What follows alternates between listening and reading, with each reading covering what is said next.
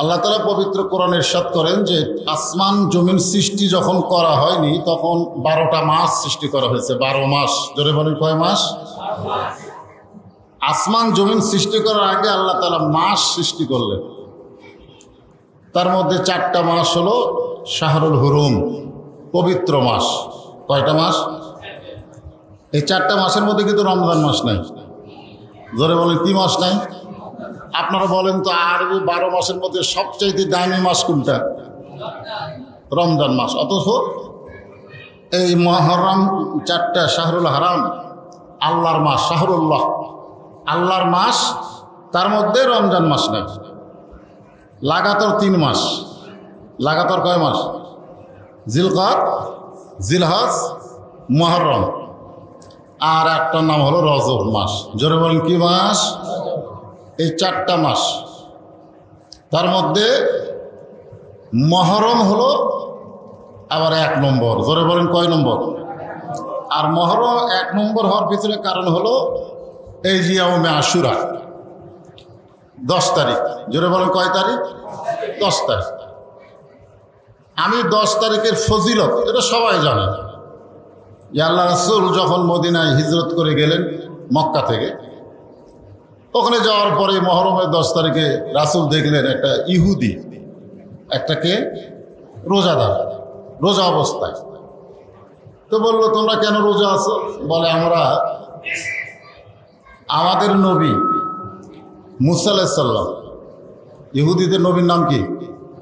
মুসা। খ্রিস্টানদের নবীর নাম কি? ঈসা। খুব খেয়াল করবেন, মুসা পর্যন্ত যারা মানে তারা হলো ইহুদি। তারা কি? এগুলো আমাদের জানতে হবে তো। আর ঈসা নবীকে যারা মানে তারা কি? খ্রিস্টান। আর বিশ্ব নবী সহ পৃথিবীর সমস্ত নবীকে যারা মহব্বত করে এবং বিশ্ব নবীকে যারা অনুসরণ করে তারা হলো মুসলমান। জোরে বলেন সুবহানাল্লাহ।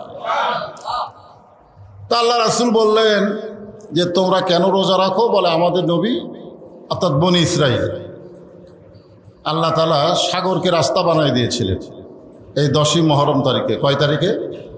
আমরা নিরাপদে সাগর পাড়ি দিয়ে চলে গেছিলাম, যার শুকরিয়া স্বরূপ আমরা রোজা রাখি।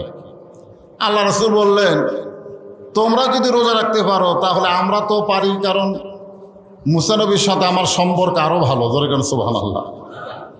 তিনিও রোজা রাখলেন এবং তার সাহাবীদেরকে, সাহাবা আজমাইনদেরকে রোজা রাখার জন্য তিনি বললেন, নির্দেশ দিলেন। এবং রাসূল এই কথাও বলেছেন আগামীতে ইহুদিরা যদি রাখে 1টা, আমরা রাখবো 2টা। জোরে বলেন কয়টা? তো পরের বছর পর্যন্ত আল্লাহ রাসূল আর দুনিয়াতে নাই। তো একটা রাসূল নিজেই করেছেন এই মুহররমের 10 তারিখে রোজা। কথাটা বুঝলেন? আর 2টার ব্যাপারে বলেছেন। তা আমরা কমপক্ষে 1টা, আর যদি আলহামদুলিল্লাহ 2টা। ফজিলত আছে না নাই? রমজান মাসের পরে সবচাইতে রোজা রাখার ফজিলতের মাস হলো মুহররম মাস। জোরে বলেন সুবহানাল্লাহ।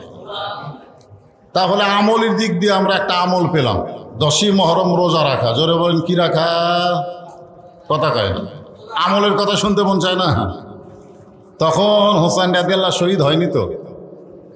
যখন এই ঘটনা ঘটছে তখন হোসেন রাদিয়াল্লাহু শহীদ হয়েছে? এই ঘটনা ঘটেছে হিজরতের প্রথমে। আর হোসেন রাদিয়াল্লাহু যখন শহীদ হয়েছে তখন কত? 63 হিজরি। কত হিজরি? 63 হিজরি। মানে রাসূল দুনিয়ার থেকে বিদায় নেওয়ার 50 বছর পরকার ঘটনা কারবালা। দেখবেন এখন অনেক আলেমেরা এই কারবালা নিয়ে তেমন কথা বলে না, কারবালা নিয়ে কথা বলে না, বলে না। কারবালা এটা একটা আরবি শব্দ। আমরা কারবালা একটা প্রান্তরকে মনে করি, কারবালা ময়দান। আসলে কারবালা ময়দান পরে হয়েছে। এখানে 2টা শব্দ একত্র করা হয়েছে, একটা হলো কারিব আর একটা হচ্ছে বালা। কারিব মানে নিকটে, বালা মানে বিপদ, আর কারিব মানে নিকট, অতি নিকটে। বিপদ অতি নিকটে। বিপদ কি? অতি নিকটে। বর্তমানে যারা আমরা মুসলমান, আমাদের বিপদ দূরে না নিকটে? কথা কয় না। আজকে এখানে যে আলোচনা আপনারা শুনতে আইছেন, আমি যে সূরা মুলকের একটা আয়াত তেলাওয়াত করেছি, আপনারা হয়তো চিন্তা করতেছেন 10ই মুহররম আশুরা সম্পর্কে আলোচনা। এই আলোচনা আমরা সবাই জানি, রোজা রাখলে সওয়াব, 1 বছরের সওয়াব। আপনি যদি রোজা রাখেন, আল্লাহ রাসূল বলেছেন গত বছর যত পাপ করেছে সমস্ত পাপ আল্লাহ মাপ দেবে, 1 বছরের সওয়াব দিয়ে দিবে। বলেন সুবহানাল্লাহ। আরাফার দিনে রোজা রাখলে 2 বছরের সওয়াব, গত বছরের সওয়াব, সামনে বছরের সওয়াব। যেরকম সুবহানাল্লাহ। রোজা রাখার সওয়াব এটা হচ্ছে আমল, আশুরার কি আমল, এছাড়া কোনো আমল নেই। আমার কথা কি বুঝতে পারলেন? এখন ব্যাপার হলো যে তাহলে আমি সূরা মুলক কেন পড়লাম, কি জন্য তেলাওয়াত করলাম? আমার আগে আমার ছোট ভাই আব্দুল সালাম একটি ইশারা দিয়ে গেলেন। আমাদের সভাপতি সাহেব অল্প কথার মধ্যে কিন্তু গুরুত্বপূর্ণ কথা বলে দেবেন। এখন দ্বিতীয় আলোচকের আলোচনা এবং সভাপতির কথার সাথে আমার আলোচনা যদি মিল না থাকে তাহলে সমস্যা আছে না নাই? এই জন্যে সমন্বয়কে, আলোচনাকে সমন্বয় করার জন্য আমি আয়াতে কারিমা আপনাদের সামনে তেলাওয়াত করেছি। এখানে আল্লাহ বলতেছেন তাবারাকাল্লাযী বিয়াদিহিল মুলক, খেয়াল করবেন, তাবারাকাল্লাযী বিয়াদিহিল মুলক। গোটা পৃথিবী রাজত্ব, কর্তৃত্ব, মালিকানা একমাত্র কার হাতে? বিশ্বাস করলে বলা লাগবে। এর সামনে চোখ বন্ধ করছেন কেন? ভালো হয়ে বসে, সামনে শ্রোতার দুর্বল হয়ে থাকে, বসলে হবে। ওয়া হুয়া আলা কুল্লি শাইইন কদির, সমস্ত বিষয়ের উপরে ক্ষমতা কার? আরো জোরে বলে আল্লাহ। এখন ব্যাপার হলো আল্লাহ রাসূল দুনিয়া থেকে বিদায় হলেন, এরপরে খলিফা হচ্ছেন হযরত আবু বকর। খলিফা মানে কি আর মুলক মানে কি এটা আমাদের বুঝতে হবে। বর্তমানে বাংলাদেশে খেলাফত চলতেছে না মুলকিয়াত চলতেছে? মুলকিয়াত, যে মুলকিয়াতের মালিক হচ্ছে আল্লাহ, এখন সেই মুলকের মালিক হচ্ছে মানুষ, জনগণ। ঠিক কিনা বলেন? কথা কয় না, জনগণ। এখন আর জনগণও লাগতেছে না, এখন হচ্ছে প্রশাসন। জোরে খান কথা ঠিক কিনা? এখন আর জনগণও লাগে না, এখন প্রশাসন। এখন মালিককে, আর আমরা মালিকানা দিলাম তাকে। এই বিষয়ে যদি আমরা আলোচনা না করি, না শুনি, তাহলে কারিবুল বালা, বিপদ আমাদেরও অতি নিকটে। আপনারা কি মনে করছেন আমাদের কাছ থেকে বিপদ দূরে? আমাদের ঈমান হরণ হয়ে যাচ্ছে, আমাদের ঈমান নষ্ট হয়ে যাচ্ছে। যখন আল্লাহ বাদ দিয়ে মানুষকে ক্ষমতা অধিকারী বিশ্বাস করা হবে, তখন আমাদের ঈমান থাকবে? কথা বলেন, ঈমান থাকবে? থাকবে না। এখন আপনাদেরকে একটু আলোচনার মাধ্যমে ওয়াজে নিয়ে আসতেছি, শোনেন। ওসমান রাদিয়াল্লাহু যখন দুনিয়া থেকে চলে গেলেন, তখন খলিফা হচ্ছেন হযরত আলী রাদিয়াল্লাহু তাআলা। কে খলিফা? আলী। আচ্ছা, হযরত আলীর পরে কোনো খলিফার নাম শুনছেন আপনারা? শুনছেন? কেন শোনেন নাই? কারণ আল্লাহ রাসূল একটা হাদিসে বলেছেন যে আমি যখন থাকবো না, আমার এই জায়গায় যিনি ইমামতি করবেন তার নাম হলো আবু বকর। জোরে কান, তার নাম কি? খলিফার কথা বলেন নাই, আমার এই জায়গায় যিনি ইমামতি করবেন তার নাম কি? আবু বকর। আবু বকর রাদিয়াল্লাহু যখন থাকবে না, ওই জায়গায় ইমাম হবে হযরত উমর। ইমামের নাম কি? উমর যখন থাকবে না, ওই জায়গার ইমাম হবে হযরত ওসমান। ওসমান যখন থাকবে না, ওই জায়গার ইমাম হবে হযরত আলী। আলী যখন থাকবে না, ওই জায়গার ইমাম আল্লাহ রাসূল আর বলেননি। সাহাবারা জিজ্ঞেস করলেন, রাসূল আল্লাহ, হযরত আলী যখন থাকবে না, তখন ওই জায়গার ইমাম কে হবে? আল্লাহ রাসূল বললেন, মা ইয়ান্তিকু আনিল হাওয়া ইন হুয়া ইল্লা ওয়াহয়ুন ইউহা। আমি রাসূল ততক্ষণ পর্যন্ত বলতে পারি না যতক্ষণ পর্যন্ত আল্লাহ আমাকে না বলায়। জোরে বলেন সুবহানাল্লাহ। তাহলে হযরত আলী পর্যন্ত দুনিয়াতে যেটা চলেছে তার নাম হলো খেলাফত। জোরে বলেন, তার নাম কি? এরপরে যিনি আমাদের মুসলমানের ভিতরে ক্ষমতা পরিচালনা করেছেন তাকে আমরা বলি আমিরে মুয়াবিয়া। তাকে কেউ খলিফা বলি না। ইতিহাসের মধ্যেও খলিফা মুয়াবিয়া এ কথা আছে? এই, এটা তো বোঝা লাগবে। কি আছে? খলিফা আছে না আমির আছে? আমিরে মুয়াবিয়া। আমিরে মুআবিয়া রাদিয়াল্লাহু তাআলা আনহু তিনি একজন বড় ধরনের সাহাবী ছিলেন, বলেন সুবহানাল্লাহ, যাকে বলা হয় কাতেবে ওহী। আল্লাহ রাসূলের ৭০ জন সাহাবী ওহী লিখত। কতজন সাহাবী? ৭০ জন সাহাবী। কোরআন নাজিল হওয়ার সাথে সাথে ওটা লিপিবদ্ধ করে রাখতেন। তখন কাগজ ছিল না, গাছের পাতায় পাথরে বা যেখানে ওটা লিখে রাখতেন। এইরকম সাহাবীর সংখ্যা হলো ৭০ জন। কতজন? তার মধ্যে হযরতে মুআবিয়া রাদিয়াল্লাহু তাআলা আনহু একজন অন্যতম সাহাবী, বলেন সুবহানাল্লাহ। কিন্তু তিনি খলিফা না, তিনি হচ্ছেন আমির। এখন আপনাদের কাছে আমার প্রশ্ন, যে আবু বকর, উমর, ওসমান, আলী খলিফা, কিন্তু মুআবিয়া আমির কেন? খেলাফত কেন নাই? খেলাফত কেন ধ্বংস হয়ে গেল? এইটা না জানলে বর্তমান বাংলাদেশের রাজনীতি আপনারা বুঝতে পারবেন না।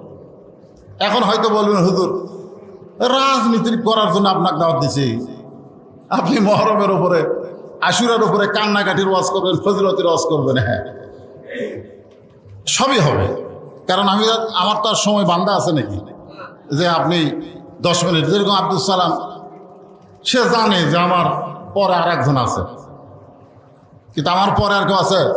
আমার পরে কি আছে? তবারক আছে।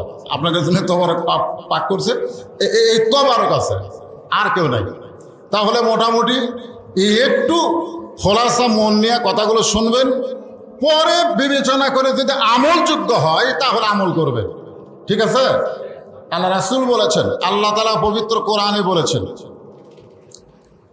মা আতাকুমুর রাসূলু ফাখুযুহু ওয়া মা নাহাকুম আনহু ফান্তাহু। তাহলে হযরত আলী পর্যন্ত যে খেলাফত চালু ছিল, এটা কি আল্লাহর পক্ষ থেকে রাসূল করে যায়নি? কথা বলেন, ইমাম নির্ধারণ করে গেছে কি যায়নি? কিন্তু আমিরে মুআবিয়া পর্যন্ত কিন্তু রাসূল যায়নি। এটা ইসলাম ইতিহাস বলেছে 30 বছর। কয় বছর? কথা বলেন, কয় বছর? এরপর থেকে আর খেলাফত আছে? খেলাফত নেই, মুলকিয়াত শুরু হয়ে গেছে। মুলকিয়াত কি?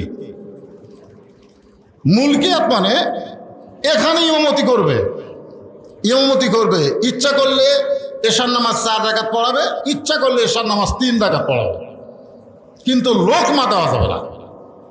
জোরগান কি দেওয়া যাবে না? আর ইমামত মানে কি? নিজের ইচ্ছা মতো নামাজ হবে না, আল্লাহর হুকুম অনুযায়ী নামাজ হবে। জোরগান ঠিক কিনা? তুমি ইচ্ছা মতো আজকে 3 রাকাত পড়ালা, আর আমরা তোমার ইচ্ছা মতো বসে থাকবো না। তোমাকে আমরা ততক্ষণ পর্যন্ত ইমাম মানবো তুমি যতক্ষণ রাসূলকে অনুসরণ করবে, আল্লাহর হুকুম অনুযায়ী নামাজ পড়াবে। জোরগান কথা ঠিক কিনা? আপনারা বলেন তো, ইমামতির মধ্যে লোকমা আছে না নাই? কিন্তু সমাজের যারা নেতা তাদের মধ্যে কি নাই? লোকমা নাই। এই জন্য সূরা মুলকের এই আয়াতটার তাফসীর আপনাদের ভালো মতো শুনলেই এই আশুরা সম্পর্কে, মোটামুটি কারবালার ঘটনা সম্পর্কে আমাদের একটা আলোচনা শোনা হবে। একটা সমস্যা হলো, আবু বকর রাদিয়াল্লাহু কিন্তু উপযুক্ত সন্তান ছিল, কিন্তু তিনি খলিফা নির্বাচন করেননি। করছে? তার কিন্তু উপযুক্ত সন্তান ছিল আব্দুর রহমান ইবনে আবু বকর। যে আমি মরে যাচ্ছি, আব্দুর রহমান তুমি আমার চেয়ারে বসো। উনি কিন্তু চেয়ারের একজনক বসে দেয়নি, উনি দুনিয়া থেকে চলে গেছেন। তারপরে হযরত উমর জি হলেন, খলিফা হলেন। উনি দুনিয়া থেকে বিদায় নেওয়ার পরে ওনার কিন্তু উপযুক্ত সন্তান ছিল আব্দুল্লাহ ইবনে উমর, হাদিসের হাফেজ, বলেন সুবহানাল্লাহ। হয়তো ওর ইচ্ছা করলে কিন্তু আব্দুল্লাহ ইবনে উমরকে ওই চেয়ারে বসায় দিয়ে যেতে পারতেন। ঠিক কিনা বলেন? কথা কন। আচ্ছা, আব্দুল্লাহ ইবনে হযরত উমর দুনিয়া থেকে বিদায় নেওয়ার পরে যিনি খলিফা, তার নাম কি? ওসমান গনি। তিনিও কিন্তু কাউকে দুনিয়া থেকে যাওয়ার সময় চেয়ারে বসায়নি।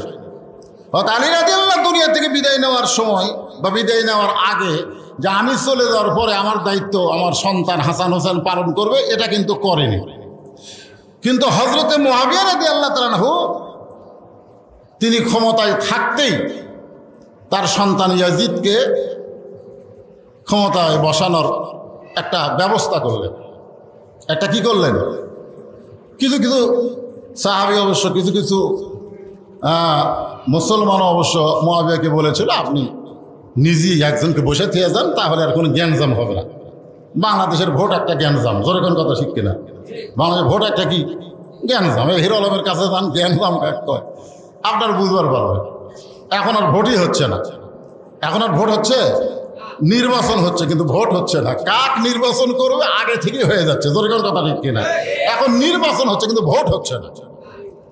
তার মানে কি, চেয়ারে কে বসবে এর আগে থেকেই সিদ্ধান্ত হয়ে গেছে।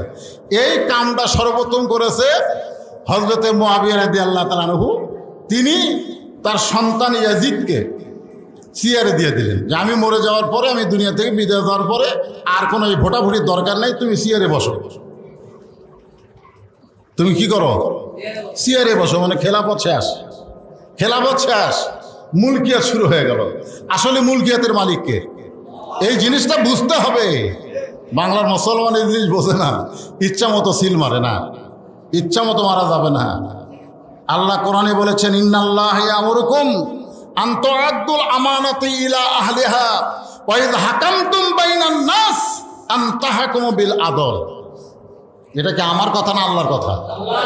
আপনি একজনকে সাক্ষী মারলেন, সিল মারলেন, সেই লোকটা ভালো কাজ করলে আপনি সিল মারলে সওয়াব পাবেন না, এই কথা আপনাদের কে কইছে? আপনি একজনকে সিল মারলেন, সেই মানুষটা খারাপ কাজ করলো আর আপনি গুনাহগার হবেন না, এ কথা আপনাকে কে বলেছে? বরং যাকে আপনি নির্বাচিত করলেন সে ভালো করলে সওয়াব পাবেন, খারাপ করলে আপনার আমলনামায় পাপ হবে। আপনি হাসরের ময়দানে যায় দেখবেন গম চোর, কিশোর, রড চোর, সিমেন্ট চোর, তা আপনি তো আল্লাহকে বলবেন, আল্লাহ আমি তো জীবনে গম চুরি করিনি, সিমেন্ট চুরি, রড চুরি করিনি, বলে তুমি যে নেতা বানাইছো ওই চুরি করছে। এই ভোট দেওয়ার কারণে তোমার আমলনামায় চোরের একটা অংশ আমি আল্লাহ ঢুকাই দিছি। তো এটা কোরআনের কথা, আমানত, আমানত, খুব খেয়াল করবেন। তো এখন সেই সময় চলতেছিল হজের মৌসুম। ধরে কারণ কি মৌসুম? হজের মৌসুম। আমিরে মুআবিয়া চিন্তা করলো যে এখন হজের মৌসুম, আমি যাই। তিনি সর্বোত্তম মক্কায় না গিয়ে তিনি মদিনায় আসলেন। এই খুব গুরুত্বপূর্ণ কথা। হযরতে মুআবিয়া রাদিয়াল্লাহু তাআলা আনহু তিনি হজের সময় কোথায় গেলেন? মদিনায়, মক্কায় গেলেন না, তিনি মদিনায় গেলেন। উম্মাহাতুল মুমিনিন, আমাদের মা হযরত আয়েশা রাদিয়াল্লাহু তাআলা আনহার কাছে। আল্লাহ রাসূলের বিবি আমাদের কে হয়? আমাদের মা হয়। তো হযরতে মুআবিয়া রাদিয়াল্লাহু তাআলা আনহু যখন মদিনায় গেলেন, ওই সময় মদিনায় হযরত হোসেন রাদিয়াল্লাহু ছিল, আব্দুল্লাহ ইবনে ওমর ছিল, আব্দুল্লাহ ইবনে মাসউদ ছিল, এরকম বড় বড় সাহাবী, আব্দুল্লাহ ইবনে জুবাইর ছিল। তারা চিন্তা করলো মুআবিয়া যখন চলে আইছে মদিনায়, আমরা আর মদিনায় থাকবো না, আমরা চলে যাবো মক্কায়। যখন মুআবিয়া মদিনায়, এই বড় বড় সাহাবীগুলো সব চলে গেলেন কোথায়? মক্কায়। কিন্তু একজন রাসূলের বিবি আমাদের মা, তিনি তখন মদিনায়। তা আমিরে মুআবিয়া রাদিয়াল্লাহু তাআলা আনহু মা আয়েশার কাছে গিয়ে বললেন যে আমি দুনিয়া থেকে যাওয়ার আগেই এই জ্ঞানজাম ট্যানজাম না রেখে আমার ছেলে ইয়াজিদকে ক্ষমতায় বসাবার চাই। এ ব্যাপারে আপনার মত কি? মানে কোনো জ্ঞানজাম নাই, খামাকা ভোট দেওয়ার কি দরকার? দরকার আছে? ভোট দেওয়ার কি দরকার? একজনক দিয়ে দিলে হবে আর কি। তখন মা আয়েশা রাদিয়াল্লাহু তাআলা বললেন, না, এ ব্যাপারে এই আমি বলতে পারবো না, বরং এখন যে সমস্ত দামি দামি সাহাবী, বড় বড় সাহাবী যারা দুনিয়াতে আছে, আপনি তাদের সঙ্গে পরামর্শ করেন। আমিরে মুআবিয়া বললেন, আমি তো মদিনায় আসার পরে খোঁজ না দেখলাম তারা কেউ মদিনায় নাই, তারা তো সব গেছে মক্কায়। কারণ কি? কারণ হলো ওই সময় হযরত মুআবিয়া যখন ইয়াজিদকে ক্ষমতা দিবেন, দেওয়ার মনস্থ করেছেন যে আমি চলে যাওয়ার পরে আমার চেয়ারে বসবে, ওই জায়গাটার নাম কি? দামেস্ক। জোরে কোনো জায়গাটার নাম কি? হ্যাঁ, এগুলো খেয়াল রাখতে হবে। দামেস্ক। তো দামেস্কের লোকেরা মুআবিয়ার কথার সাথে প্রশাসনের ভয়ই হোক আর যেভাবেই হোক তারা রাজি হয়ে গেলেন। রাজি বোঝেন না? রাজি। প্রশাসন কার হাতে? মুআবিয়ার হাতে। প্রশাসন কার হাতে? মুআবিয়ার হাতে। তারা রাজি হয়ে গেলেন। কিন্তু ওই দামেস্ক এবং মদিনা মক্কার মাঝখানে একটা জায়গা আছে, একটা দেশ আছে, তার নাম হলো কুফা। জোরে কান, তার নাম কি? হ্যাঁ, এই কুফা। খুব খেয়াল করবেন। আমাদের বর্তমানে বাংলাদেশের মুসলমান হলো এই কুফার মুসলমানের মতন। কুফার মুসলমান সব খালি চাষটাল গল্প করে, যে ভালো মানুষ ছাড়া বাংলাদেশ ভালো হবে না। কিন্তু প্রশাসন দেখলেই যা গল্প করছে ওটা আবার স্বীকার করে না। কেন? না না না, আমি কোনো গল্পই করি। আর কান্দের ফেরেশতারা বেকায়দাত করা যায় যে কি গল্প করলি, আর প্রশাসনের সামনে কি উত্তর শুরু করলি। আজকে আমাদের অবস্থা এরকম হয়েছে কিনা বলেন? এখনই আপনি একেবারে খুব, কিন্তু যখনই দেখবেন পুলিশ, ওরে বাবা। আপনারা বলেন তো, আমরা ছোটবেলায় শুনতাম চোরের মন পুলিশ পুলিশ। যারা চোর তারা পুলিশকে ভয় করতো, যে কারণ পুলিশরা ধরবে চোরকে। আর বর্তমানে বাংলাদেশে চোরের মন পুলিশ পুলিশ না, ভালো মানুষের মনে পুলিশ পুলিশ। জোরে কোন কথা ঠিক কিনা? চোরেরা সিনা টান করে ঘুরবে, চোরেরা সিনা টান করে ঘুরবে, আর ভালো মানুষেরা সব মদিনা থেকে কোথায় গেছে? কোথায়? তাই না, মদ খাই চলে গেছে। তো এখন মা আয়েশা বলতেছে, তুমি যে নিয়ত করছো তার সাথে আমি একমত না, বরং সাহাবীদের সঙ্গে পরামর্শ করে কাজ করো, কারণ এখন তো তুমি জীবিত আছো, এখনো তো মরো নাই। তখন আমিরে মুআবিয়া রাদিয়াল্লাহু তাআলা কাতিবে ওহি একজন সাহাবী চলে গেলেন মক্কায়। মক্কায় যাওয়ার পরে ওই সব সাহাবীকে তিনি পেয়ে গেলেন। এখানে আমি তিনটা সাহাবীর নাম বলতেছি, খুব খেয়াল করেন। একটা হলো আব্দুল্লাহ ইবনে ওমর, কার বেটা? ওমরের বেটা। একটা হলো আব্দুল্লাহ ইবনে মাসউদ, বিখ্যাত সাহাবী। আর একটা হলো আব্দুল্লাহ ইবনে আব্বাস, নাম শোনেন নাই? আব্দুল্লাহ ইবনে আব্বাসের নাম শোনেন নাই? আর হোসেন রাদিয়াল্লাহু তাআলা আনহু। তো হোসেন রাদিয়াল্লাহু তাআলা আনহু কথা বলবেন না, কারণ এমন একজন বাপের সন্তান, এমন একটা মায়ের সন্তান, বলেন সুবহানাল্লাহ। আমিরে মুআবিয়ার সামনে কিন্তু তারা সবাই ছিল, কিন্তু হোসেন রাদিয়াল্লাহু কোনো কথা বলেনি। এই কথা না বলার পিছনে কারণ আছে। কারণটা কি? যখন ওই 10 ভাই ইউসুফ আলাইহিস সালামের রক্তমাখা জামা ইয়াকুব আলাইহিস সালামকে দিয়েছিল, আপনার ঘটনা শোনেননি? 10 ভাই যে আমরা বহু চেষ্টা করলাম, আব্বা বাঘের হাত থেকে আমরা ইউসুফকে বাঁচাতে পারলাম না। ইয়াকুব আলাইহিস সালাম এখন ওই জামার দিকে তাকায় আর চিন্তা করে, আমার ইউসুফকে যদি বাঘে ধরতো তাহলে জামা ছিঁড়া যেত। জোরে কোন কথা ঠিক কিনা? জামার কোনো জায়গাতে ছিঁড়া নাই, কিন্তু রক্ত। জামাত কি কথা কয় না, কোনো জায়গাতে ছিঁড়া নাই, জামার মধ্যে কি? ইয়াকুব আলাইহিস সালাম বুঝবার পারছে যে আমার ইউসুফকে নিয়ে এই 10 ভাই, এই 10টা সন্তান কি করতেছে? কথা কয় না, ষড়যন্ত্র করতেছে। জোরে কোন কি করতেছে? কিন্তু জবান বন্ধ, এখন বলা যাবে না। এরা যে ষড়যন্ত্র করছে, বাঘে যে আমার ইউসুফকে খায়নি, এটা কিন্তু ইয়াকুব আলাইহিস সালাম বুঝবার পারছে, কিন্তু জবান খোলে নাই। এখনো যে বাংলাদেশের ষড়যন্ত্র চলতেছে আমরা কিন্তু সবাই বুঝি। জোরে কোন কথা ঠিক কিনা? কিন্তু জবান কি? জায়গা মতো জবান খোলা লাগবে। জায়গা মতো কি? মসজিদের মধ্যে, মাহফিলের মধ্যে, মাহফিলের মধ্যে লিল্লাহি তাকবীর, ঠিক আছে। একেবারে মনে হচ্ছে যে এখনই বাতিলের বিরুদ্ধে লড়াই করবে, কি অবস্থা। কিন্তু আসল জায়গার যে আর তকবীর নাই। হোসেন রাদিয়াল্লাহু চুপ আছে। হযরত মুআবিয়া রাদিয়াল্লাহু তাআলা বললেন, আমি দুনিয়া থেকে বিদায় নেওয়ার পরে কোনো গন্ডাম যেন না থাকে, গন্ডগোল না হয়, এই জন্য আমার সন্তান ইয়াজিদকে ক্ষমতার চেয়ারে বসাবার চাই। সাহাবীরা শুনে খুশি? খুশি কি মনে হয়? তখন আব্দুল ইবনে আব্বাস আর আব্দুল ইবনে উমর, এই দুইজন জলিল কদর সাহাবী বলতেছে যে আমরা আপনাকে 3টা প্রস্তাব দেব, যদি গ্রহণ করেন তাহলে আপনার সাথে আমরা আছি। কয় প্রস্তাব? আজকে বাংলাদেশেও প্রস্তাব, গোল মিটিং, টক শো আছে না নাই? জোরে কোন আছে না নাই? কিন্তু তাল গাছ আমার, তাহলে হবে? তাল গাছ আমার এটা বললে হবে? আমার মিটিংয়ে লোক নাই, আমি এরকম মিডিয়া নিয়ে গেছি, মিডিয়ায় হচ্ছে 500, লোক হচ্ছে 100। সমস্ত মিডিয়াকে আমি 500 করে টাকা দিয়ে বললাম, ভাই লোক দেখাও, লোক দেখাও। লক্ষ লক্ষ লোক দেখতেছে, আসলে লোক 200। কয়শো? লক্ষ লক্ষ টাকা খরচ করে লোক হয় 200, আর হাজার হাজার টাকা খরচ করে লক্ষ লক্ষ লোক হয়। প্রচার নাই, সমস্ত প্রচার যন্ত্র দখল হয়ে গেছে। খুব খেয়াল করবেন। এখন 3টা প্রস্তাব দিলেন। কয়টা? প্রস্তাবগুলো দেখেন তো আপনারা, আগে শোনেন।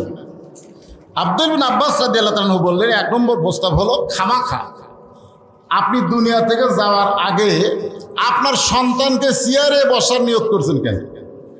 আমার 1 নম্বর প্রস্তাব হলো আপনি রাসূলের নীতি গ্রহণ করেন। সুবহানাল্লাহ বলেন। কার নীতি? কার নীতি? মা তাকুমুর রাসূলু ফাখুযুহু ওয়া মা নাহাকুম আনহু ফান্তাহু। এ কথা কার? আরো জোরে বলেন। আল্লাহ। আল্লাহ বলেছেন আমার রাসূল যেটা করেছেন সেটা তোমরা করো, রাসূল যেটা করে নাই সেটা করা যাবে না। তাহলে রাসূল কি আবু বকরকে খলিফা বানিয়ে গেছে? কি কইছে? ইমাম কইছে। জোরে কোন কি কইছে? কথা কয় না। এখন আপনাদের কাছে আমার প্রশ্ন হলো, ইমাম মানে কি খালি 5 ওয়াক্ত নামাজের ইমাম না সমাজেরও ইমাম? আপনাদের মনে হয় মসজিদের ইমাম। আজকে আমাদের মসজিদের ইমাম এত দুর্বল, 3 মাস হলে বেতন বাকি। কয় মাস বেতন বাকি? 3 মাস। তার সামনে মসজিদ কমিটির লোকেরা এসি কেনার চিন্তা করতেছে। কি কিনবি? টাকা 2 লাখ আছে, কয় এসি হবে? তো লাগবে তো 6টা, আরো 2 লাখ দরকার। তো এখন কয় ইমাম সাহেব দোয়া করেন, টাকা 2 লাখ আছে, আর 2 লাখ টাকা হলে যারা আমরা এসি কিনতে পারি। ইমাম সাহেব আল্লাহুম্মা আমিন। আল্লাহ তোমার ঘরে গরম লাগে, আল্লাহ 2টা কেনার টাকা আছে, 2টা কেনার নাই, 2টা কেনার টাকার ব্যবস্থা করো। তার যে বেতন 3 মাসের বাকি, এই কথা বলতে সে ভয় পায়। ধরে কারণ ঠিক না? আজকে সমাজের সবচেয়ে দুর্বল মানুষগুলো মসজিদের ইমাম হয়েছে, যার জন্য মেম্বার থেকে অর্ধ পৃথিবী পরিচালনা হয়েছে, সেই মেম্বার থেকে আজকে হকের কথাগুলো ইমামেরা বলতে পারতেছে না, এমনকি নিজের বেতনের কথা বলতে পারতেছে না। সব জিনিসের দাম বাড়ছে, ইমামের দাম বাড়ে না। ধরে কোন কথা ঠিক? এখন চিন্তা করেন, আল্লাহ রাসূলের নীতিকে অনুসরণ করেন। আল্লাহ রাসূল তো কাউকে বলে নাই যে আমার পরে মদিনার রাষ্ট্রপতি, মদিনার খলিফা অমুক হবে। রাসূল দুনিয়া থেকে বিদায় নেওয়ার পরে সমস্ত সাহাবে মিলে আবু বকরকে মদিনার খলিফা বানায় দিছে। সুবহানাল্লাহ। এটা হলো 1 নম্বর প্রস্তাব আমিরে মুআবিয়ার কাছে। কয় নম্বর? কার নীতি গ্রহণ করেন? রাসূলের নীতি। আপনারা কথা কন না কেন? রাসূলের নীতির মধ্যে কোনো ভুল আছে? এখন ভুল আছে? আব্দুল্লাহ ইবনে উমর বললেন 2 নম্বর প্রস্তাব হলো আপনি আবু বকরের নীতিকে গ্রহণ করেন। জোরে কোন সুবহানাল্লাহ। রাসূলের নীতি যদি গ্রহণ করা কষ্ট মনে হয়, তাহলে হয়তো আবু বকর রাদিয়াল্লাহর নীতি গ্রহণ করেন। আপনারা বলেন তো, আবু বকর রাদিয়াল্লাহর নীতি কি রাসূলের নীতির বাইরে নাকি? কি কম বেশি কিছু আছে নাকি? সামান্য। আজকে আমাদের বাংলাদেশে হয়তো আবু বকরের আমলের চাইতেও বেশি আমলের ওয়াজ হচ্ছে। জোরে কোন কথা ঠিক কিনা? আরে এই বাংলাদেশে হচ্ছে তো, নামাজ বেশি পড়ছে, কোরআন বেশি পড়ছে, হজ বেশি করছে। আবু বকর রাদিয়াল্লাহু তো এত কিছু করেনি, অথচ রাসূল কইছে যে আমার সমস্ত উম্মতের আমল যদি এক পাল্লায় দেওয়া হয়, আমার আবু বকরের 1 রাতের আমলের সমান হবে না। জোরে কোন সুবহানাল্লাহ। গভীর রাত্রে মায়েশা আসমানের দিকে তাকে তারকা গুনতেছেন। তারকা কি কোনোদিন কোনো গুণে শেষ করা যায়? আল্লাহ রাসূল বলে, আয়েশা কি গুনো? বলে মিটি মিটি তারকা গুনতেছি। রাসূল বলে, আয়েশা আল্লাহ যদি তোমাকে কিয়ামত পর্যন্ত হায়াত দেয়, আর কিয়ামত পর্যন্ত যদি গণনা করো, আসমানের তারকা গুনে কোনোদিন শেষ করা যাবে না। আপনার তো সুবহানাল্লাহ আসতে বলেন, আয়েশা মা আয়েশার জোরে সুবহানাল্লাহ কইছে। সুবহানাল্লাহ। আল্লাহ রাসূল আয়েশা যে তারকা গুণে শেষ করা যাবে না, সে তারকার চাইতেও আমার একজন সাহাবীর নেকি বেশি। মা আয়েশা বুঝতে পারলেন সে সাহাবী আর কে হবে? আমার আব্বাই হবে, আমার আব্বাই হবে। তো বললেন আমি বুঝেছি সে সাহাবী হচ্ছে আমার বাবা, হয়তো আবু বকর। আল্লাহ রাসূল বললেন না, তোমার বাপ না, ওই সাহাবী হলো আমার ওই বউ। রাসূলের আর একটা বউ আছিল, নাম হলো হাফসা। নাম কি? এটা হলো হাফসার বাপ, তোমার বাপ না। হাফসা আমাদের মা, হাফসার বাপের নাম কি? হযরত ওমর। মা আয়েশা মন খারাপ করছে যে আমার কোলত মাথা দিয়ে আমার বাপের কথা না কয়, সতীনের বাপের কথা কয়। মেয়ে মানুষের মধ্যে একটা হিংসা আছে না নাই? দূরে করার জন্য বিশেষ করে সতীন টতীন তো বেশি। তো এখন আল্লাহ রাসূল আয়েশা মন খারাপ করছো, ওমর ফারুকের সারা জীবনের আমল একত্র করে তোমার বাবার এক রাতের আমলের সমান হবে না। সুবহানাল্লাহ। এখন চিন্তা করেন, সেই আবু বকর রাদিয়াল্লাহু নীতি গ্রহণ করেন। এখন আপনাদের কাছে আমার প্রশ্ন হলো, আবু বকর রাদিয়াল্লাহু নীতি কি রাসূলের নীতির বাইরে না একই নীতি? আমাদের তৃতীয় প্রস্তাব হলো, আবু বকর রাদিয়াল্লাহু নীতি যদি আপনার গ্রহণ করতে কষ্ট হয় তাহলে হযরত উমরের নীতি গ্রহণ করেন। জোরে কোন সুবহানাল্লাহ। এই তিনটা প্রস্তাব দিলাম, এই তিনটা প্রস্তাব যদি আপনি গ্রহণ করেন তাহলে আমরা আপনার সাথে একমত, তাছাড়া আমরা দ্বিমত। আমির মুআবিয়া বললেন, ঠিক আছে আমি চিন্তা করি। আমি কি করি আপনারা বলেন তো? ভালো কাজে চিন্তা করার সুযোগ আছে? ভালো কাজ চিন্তা করবেন না গ্রহণ করবেন? আজকে কিন্তু আমরা চিন্তা করি, আমরা ভোট কাকে দিব, আমরা কার পেছনে থাকবো, কোন দল করব, এগুলো নিয়ে আমরা চিন্তা করি। আপনারা বলেন তো, ভালো জিনিস নিয়ে চিন্তা করার সময় আছে? চিন্তা করার সময় হয়তো আপনাকে আল্লাহ নাও দিতে পারে। ভালো পাওয়া মানে গ্রহণ করা। তোর এখন কথা ঠিক কিনা? এটা হলো কারবালার মহান শিক্ষা। ভালোকে গ্রহণ করার যদিও সামনে বিপদ দেখা যায়, তারপরেও ভালো কি গ্রহণ করতে হবে, যেটা গ্রহণ করেছেন হক হোসাইন রাদিয়াল্লাহু তাআলা। আমির মুআবিয়া কি বললেন? কাতেবে ওহী একজন সাহাবী বললেন, ঠিক আছে আমি চিন্তা করি। তিনি চলে আসলেন, হজ শেষ করে দামেস্কে আসার পরে ওই সাহাবেদের প্রস্তাবকে তিনি গ্রহণ করলেন না। তিনি সামান্য কিছুদিন তারপরে দুনিয়াতে ছিলেন। দুনিয়া থেকে হযরতে মুআবিয়া রাদিয়াল্লাহু বিদায় হওয়ার পরে চেয়ারে বসলেন কে? সবাই আর কয় না, ইয়াজিদ। আজকে বাংলাদেশে হযরত ইয়াজিদ কয়। কি ইয়াজিদ? হযরত ইয়াজিদ কয়, কেউ রহমতুল্লাহ আলাইহি কয়।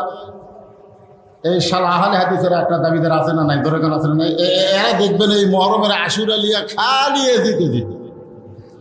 আজকে এখানে শোনেন, খুব খেয়াল করবেন, যে মুআবিয়া রাদিয়াল্লাহু তাআলা আনহুর কথা বললাম এতক্ষণ, আপনার বলেন তো তার বাপের নাম কি?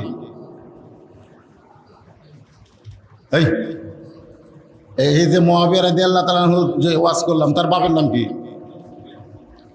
একজন কয় আবু সুফিয়ান। আপনার কর পারেন না? আবু সুফিয়ান। জোরের নাম কি? আল্লাহ রাসূলের যে কয়টা বড় শত্রু ছিল তার মধ্যে আবু সুফিয়ানের নাম আছে না নাই? জোরের আছে না নাই? উহুদের ময়দানে আবু সুফিয়ানের নেতৃত্বে আল্লাহ রাসূলের দান মোবারক শহীদ হয়েছে। সুবহানাল্লাহ। এটা সুবহানাল্লাহ। দান মোবারক শহীদ হয় সুবহানাল্লাহ না ইন্না লিল্লাহ? হ্যাঁ। তার মানে গরম বেশি লাগছে। আমার কথা কি আপনার বুঝতে পারতেছেন না? মাইকের সাউন্ড কি বোঝা যাচ্ছে? ধরে কোন বোঝা যাচ্ছে না। তাছাড়া এত দামি কথা বলতেছি, আপনারা হুঁকারি দিচ্ছেন না। তার মানে যে বাড়ি খাচ্ছে বোঝাচ্ছে। মাইক বলা ভাই, আপনাকে কি বললাম? সাউন্ড ক্লিয়ার করেন। অত্যন্ত গুরুত্বপূর্ণ। কারিবুল বালা, কার বালা, বিপদ অতি নিকটে, আমাদেরও বিপদ নিকটে। আজকে ফজরে আজান শুনে মসজিদে মুসল্লি না আসুক, তারপরে মুয়াজ্জিন আজান দিচ্ছে, ঠিক কিনা বলেন? মুয়াজ্জিন তো আজান দিবার পারতেছে। এইভাবে যদি সমাজ চলে, কিছুদিন পরে দেখবেন যারা নামাজ পড়ে না তারা আজান বন্ধ করে দিবে, যে তোর আজানে আমাদের ঘুমের ক্ষতি হয়, যে আজান দিবে। আর বর্তমানে ইন্টারনেটের যুগ, ডিজিটাল কায়দায় বাংলাদেশ চলে। এই সময় আজান লাগবে কেন? প্রত্যেকের ঘরে ঘরে ঘড়ি, মোবাইল আছে। জোরে কোন ঠিক কিনা? নামাজ পড়ার মন চাই, ঘড়ি দেখে মসজিদে আসবে। তোর আজান শুনে আমাদের ঘুমের ক্ষতি হয়। কারিবুল বালা, বিপদ অতি নিকটে। মসজিদে জামাতবদ্ধ ভাবে নামাজ পড়তেছেন, একদিন দেখবেন এটাও সম্ভব না যদি আমরা কারবালাকে গ্রহণ না করি। কারবালা মানে বিপদ অতি নিকটে। কথাটা একটু মনোযোগ দিয়ে শুনবেন, একটু কষ্ট হলেও শুনবেন। তো এখন ইয়াজিদ যখন ক্ষমতার চেয়ার পায়ে গেল, নাম কি? ইয়াজিদ। বাপের নাম কি? হযরতে মুআবিয়া রাদিয়াল্লাহু তাআলা আনহু। দাদার নাম কি? আবু সুফিয়ান। দরকান দাদার নাম কি?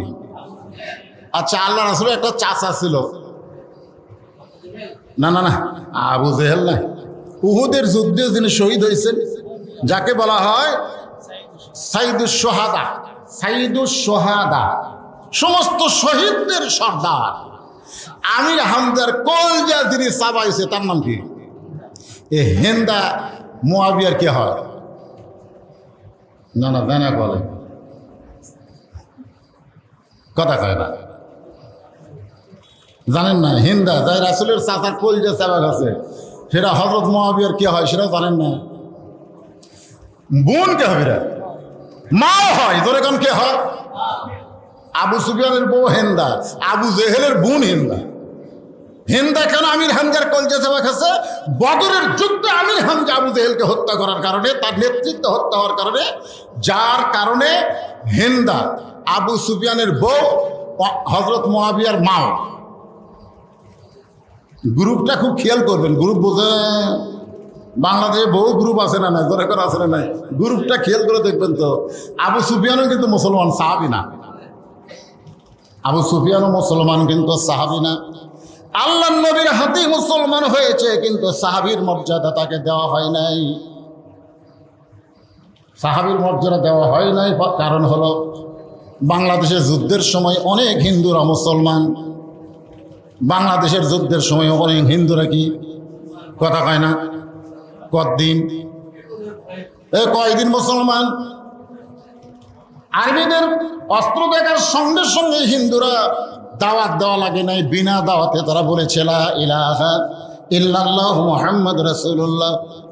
আপনারা বলেন তো, ওই যে কলমা পড়লো মান কালা লা ইলাহা ইল্লাল্লাহ ফাদাখালাল জান্নাহ, কেউ যদি একবার কলেমা পড়ে তাহলে সে জান্নাতে যাবে। তাহলে যুদ্ধের সময় যে হিন্দুরা কলমা পড়েছিল তারা কি জান্নাতি? কথা কয় না, তারা কি জান্নাতি? এই জন্য আল্লাহ রাসূল বললেন কলমা পড়ার শর্ত হলো তিনটা। 1 নম্বর শর্ত হলো ইকরার বিল লিসান, জবানে বলতে হবে। 2 নম্বর শর্ত হলো তাসদিক বিল জানান, কলিজার মধ্যে জায়গা দেওয়া লাগবে।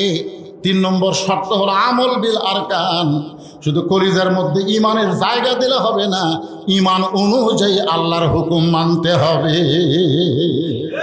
আজকে আমরা ইমান অনুযায়ী আল্লাহর হুকুম মানতে পারতেছি না। আমরা মুসলমান দাবি করলেও মরার সময় মুসলমান হয় আর মরার কোনো গ্যারান্টি, ধরে কোন গ্যারান্টি? আমরা মরার সময় মুসলমান হয়ে মরবার চাই কি চাই না? কারা চাই? আল্লাহকে হাত দেখাতে, একটু হাত দেখান তো দেখি। কথা শুনবার পাচ্ছেন কি পাচ্ছেন না? হাত নামান। মরার সময় মুসলমান হয়ে যদি মরতে চান, আল্লাহ কোরআনে বলেছেন লা তামুতুন্না ইল্লা ওয়া আনতুম মুসলিমুন, তোমরা মুসলমান না হয়ে মৃত্যুবরণ করো না। মরা যখন লাগবেই, মরা যখন লাগবেই। ইয়াজিদের মরা ভালো না হোসেনের মরা ভালো? ইয়াজিদ তো ক্ষমতার থাকতে মরছে, ইয়াজিদ তো ক্ষমতার চেয়ারে থাকতে মরছে, ক্ষমতার চেয়ারে থাকতে মরছে। ইয়াজিদের সময় 3টা অকাম হচ্ছে। ধরে কোন কয়টা? 3টা অকাম। 1 নম্বর অকাম হলো হযরত হোসেন রাদিয়াল্লাহকে নির্মমভাবে শহীদ করা হয়েছে। যারা হোসেন রাদিয়াল্লাহকে শহীদ করলো তাদের কোনো বিচার ইয়াজিদ করেনি। এটা ভালো কাজ না খারাপ কাজ? কথা কয় না। 2 নম্বর অকাম করছে হাররার যুদ্ধ। মদিনায় অসংখ্য সাহাবীকে ইয়াজিদ হত্যা করেছে, যাদের সংখ্যা হলো 10,000-এর বেশি। অসংখ্য নারীকে ইয়াজিদের বাইরেরা ধর্ষণ করছে, অসংখ্য সেই সময়। তাহলে এই কামটা ভালো না খারাপ? কি খারাপ রে? খালি খারাপ। ইয়াজিদ 3 নম্বর খারাপ কাজ করেছে, কাবা ঘরে কামান মারছে। কামান, সেই সময়কার আগুনের কামান মারছে আল্লাহর কাবা ঘরে। কয়টা? এদের বাপের নাম কি? আমি আপনাকে একটু ধারাপাতের মতন শিখাইতেছি, একটু মনে রাখেন। বাপের নাম কি? হযরতে মুয়াবিয়া। আমির হামজা কি কয়? মুয়াবিয়া। জোরেকার নাম কি? মায়ের নাম কি? হিন্দা। জোরেকার মায়ের নাম কি? আচ্ছা, হিন্দা কার করিতে যাবে কাছে? আমির হামজার করিতে সবাইছে। এখন এটা হলো মুয়াবিয়ার মায়ের নাম হিন্দা। এখন আপনাদের কাছে আমার প্রশ্ন হলো ইয়াজিদের মায়ের নাম কি? মুয়াবিয়ার মায়ের নাম তো শুনলেন কি? হিন্দা। জোরেকার নাম কি? কার কলিতে যাবে কাছে? নবীর চাচা আমির হামজা। এখন হচ্ছে মুয়াবিয়া রাদিয়াল্লাহু যে মেয়েটাকে বিয়ে করলো সেই মেয়েটার নাম কি? যার পেট থেকে ইয়াজিদ হলো। হোসেনের মায়ের নাম তো সবাই জানে। হোসেনের মায়ের নাম জানেন না? আর মায়েরা তারা বসে আছে, তারা তো খালি চিন্তা করতেছে যে হুজুর কখন হোসেনের মায়ের নামে একটা টান দেয়। হ্যাঁ, মা ফাতেমারও আর শুনতে চাই না। এইরকম একটা মুসলমান নারীও বাংলার জমিনে নাই, জোরে কোন কথা ঠিক না, কিন্তু মা ফাতেমার আদর্শ অনুযায়ী চলবে এইরকম নারী নাই। ফাতেমারও আর শুনবে, কিন্তু ফাতেমার আদর্শ গ্রহণ করবে না। আমার মায়েরা যারা পর্দার অন্তরে আছেন শোনেন, সাধারণ মায়ের পেট থেকে ভালো সন্তান বের হয় না। এমন সন্তান বের হয়েছে দুনিয়া থেকে বিদায় নিছে। আজকে পর্যন্ত সেই হোসাইনের আলোচনা, প্রত্যেকটা আলোচনার ভিতরে মহরম মাসে আছে না নাই, জোরে কোন আছে, কথা কন না গায়। যতই তোমরা কারবালার আশুরা 10 তারিখ, মহরমের 10 তারিখে হোসাইনকে বাদ দিয়ে আলোচনা করতে চাও, যেটা তো রাসূলের সময়ের ঘটনা না, যতই করো, কিন্তু 10 মহরমের 10 তারিখের আলোচনা পরিপূর্ণ হবে না। খুব খেয়াল করবেন। এখন ইয়াজিদ দুনিয়া থেকে বিদায় নিয়েছে ক্ষমতার থাকতে, আর হোসেন রাদিয়াল্লাহু দুনিয়া থেকে বিদায় নিয়েছে কি ক্ষমতায়। যখন ক্ষমতায় তিনি যাচ্ছিলেন এক জায়গায়, জায়গার নাম হলো কুফা। আমরা মাঝে মধ্যে ভোটে দাঁড়াই না, যার কাজ জনগণ না, হুজুর আপনি ভালো মানুষ, আপনি ছাড়া ভোট কাক দেবেন। আমরা কিন্তু আশা নিয়ে মাঝে মধ্যে দাঁড়াই না, যেখানে যাই রে বা দিবার যখন চাই। তো কুফার জনগণ, মুসলিম ইবনে আকিল নামে একজন সাহাবী ছিলেন রাদিয়াল্লাহু তাআলা আনহু, তার হাতে হোসেনের নামে 18,000 মুসলমান বায়াত গ্রহণ করেছে। ধরে করে সুবহানাল্লাহ। হোসেন রাদিয়াল্লাহু যায়নি, একজন লোক পাঠাইছে যে কুফার লোকেরা আমাকে বারবার চিঠি লিখতেছে, প্রায় এ পর্যন্ত 200 চিঠি লিখছে, খালি বলে যে ইয়াজিদকে আমরা মানি না, আপনাকে আমরা খলিফা হিসেবে গ্রহণ করতে চাই। তো এত চিঠি লিখলো, তুমি একটু গোপনে যায় দেখো তো আসলে কুফার ঘটনা কি। মুসলিমরা আকিল ঘটনা দিয়ে জানতে পারলে আসলেই তাই, 99% জন মুসলমান কুফার জনগণ হোসেন রাদিয়াল্লাহুকে খলিফা হিসেবে গ্রহণ করার জন্য রাজি হয়ে গেছে। বলে সত্যি যদি তোমরা গ্রহণ করতে চাও তাহলে বায়াত গ্রহণ করো। হোসেন আসে নাই, আমার হাতে বায়াত গ্রহণ করলে হোসেন রাদিয়াল্লাহুর উপরে বায়াত গ্রহণ করা হবে। এই 2-3 রাতের মধ্যে 18,000 হয়ে গেল। কয় হাজার? 18,000। নোমান ইবনে বাশির রাদিয়াল্লাহু আনহু সেই সময় কুফার গভর্নর ছিলেন। সেই সময় কুফার গভর্নর যিনি ছিলেন তিনি একজন রাসূলের সাহাবী, নাম হলো নোমান ইবনে বাশির রাদিয়াল্লাহু তাআলা আনহু। হুজুরে কোন সুবহানাল্লাহ। ইয়াজিদের কাছে খবর দেওয়া হলো যে মদিনা থেকে একজন সাহাবী মুসলিম আকিল তিনি এসে কুফার জনগণকে হোসেনের হাতে বায়াত পড়াইতেছে। সঙ্গে সঙ্গে ইয়াজিদ কুফার গভর্নরকে তার পদ থেকে নামায়া দিয়া ওই জায়গায় এমন একজন মানুষকে গভর্নর বানালেন যার নাম হলো জিয়াদ। যেরকম যার নাম কি? হ্যাঁ, যার নাম জিহাদ না, জিয়াদ। উনি হলেন কুফার গভর্নর। মুসলিম আকিলকে হত্যা করা হলো রাস্তার মধ্যে। তিনি হোসেন রাদিয়াল্লাহুকে চিঠি লিখেছিলেন যে কুফার জনগণ, মুখের সাথে অন্তরের মিল নাই। আমরা বাংলাদেশের জনগণের কথায় বহুবার সামনে যায়, পিছন দিকে তাকে দেখে একজনও নাই। যেরকম কথা ঠিক কিনা কথা হয়। তো কুফার মুসলমান ঠিক ওই রকম। আপনি আসেন না, তখনকার দিন তো আর এইরকম মোবাইল ছিল না ভাই। চিঠি হোসেন রাদিয়াল্লাহুর কাছে আসার আগে তিনি 72 জন, জনগণ কয়জন? 72 জন সদস্য নিয়ে, তার মধ্যে 40 জন হলো পুরুষ মানুষ, 40 জন পুরুষ মানুষ, আর বাকি 32 জন হলো নারী এবং শিশু। এই সর্বমোট কয়জন আপনারা বলেন তো? যুদ্ধ করার জন্য কি 72 জন মানুষ যায় না হাজার হাজার যায়? এখানে আমাদের খেয়াল করা লাগবে। মাত্র 72 জন মানুষকে নিয়ে হোসেন রাদিয়াল্লাহু কুফার দিকে রওনা দিলেন। এদিকে মুসলিম আকিলকে হত্যা করা হলো। তার লেখা চিঠি হোসেন রাদিয়াল্লাহুর কাছে পৌঁছার আগেই তিনি কারবালা প্রান্তরে পৌঁছে গেলেন। এমন সময় জিয়াদের নেতৃত্বে হোসেন রাদিয়াল্লাহুকে আটকানো হলো। ইয়াজিদের কাছে প্রস্তাব পাঠানো হলো, হোসাইন যদি কুফায় যায়, কুফায় এখনো কতকগুলা সাহাবী আছে যারা আল্লাহর নবীকে অত্যন্ত ভালোবাসে, আর তারা জানে আল্লাহর নবী তার জীবনের চাইতো হোসাইন এবং হাসানকে বেশি ভালোবাসে। ধরে কোন সুবহানাল্লাহ। আল্লাহ রাসূল একদিন ফাতেমাকে বললেন, ফাতেমা, এই দুনিয়া থেকে আমি নবী বিদায় নেওয়ার পরে সবচাইতে বেশি কষ্ট পাবে কে? ও ফাতেমা, তুমি কি বলতে পারো আমি তোমার বাবা দুনিয়া থেকে বিদায় নেওয়ার পরে সবচাইতে বেশি কষ্ট কে পাবে?